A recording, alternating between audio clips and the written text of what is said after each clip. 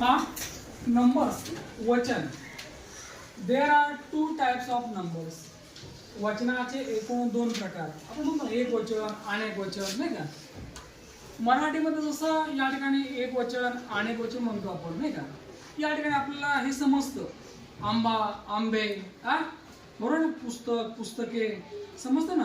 हा का आपण कशाला पण एक वचन आणि अनेक वचन संबोधतो नाही. आपल्याला कळतं वर्गामध्ये जर एकच विद्यार्थी असेल तर मग काय म्हणायचं एक वचन.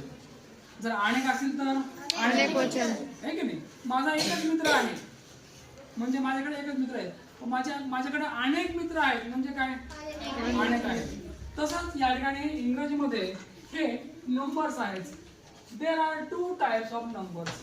या ठिकाणी वचनाचे एकूण 2 प्रकार. त्यातला पहिला पाहूया सिंग्युलर नंबर म्हणजे एक वचन. आता एक वचन म्हणजे काय, एखाद्या नामावरून जेव्हा एकाच वस्तूचा बोध होतो, किती एकाच, तेव्हा त्याला काय म्हणायचं सिंग्युलर नंबर, त्याला म्हणायचं एक वचन. मग एक्झाम्पल बॅट. बॅट असं म्हणल्यानंतर अनेक बॅट का एकच. रिंग एकच. डॉग मॅन हा दिस इज अ गुड मॅन, हा चांगला माणूस आहे. म्हणजे मी पुन्हा संबोधलं एकाला का अनेकाला एकाला.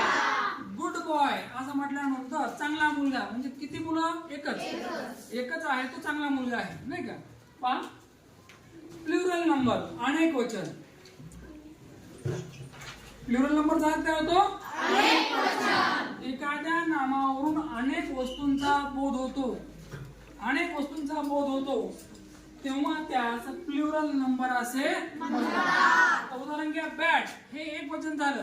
पण बॅट्स म्हणलं की रिंग्स म्हणलं की आणि मॅनचं अनेक वचन काय मेन, काय ओके.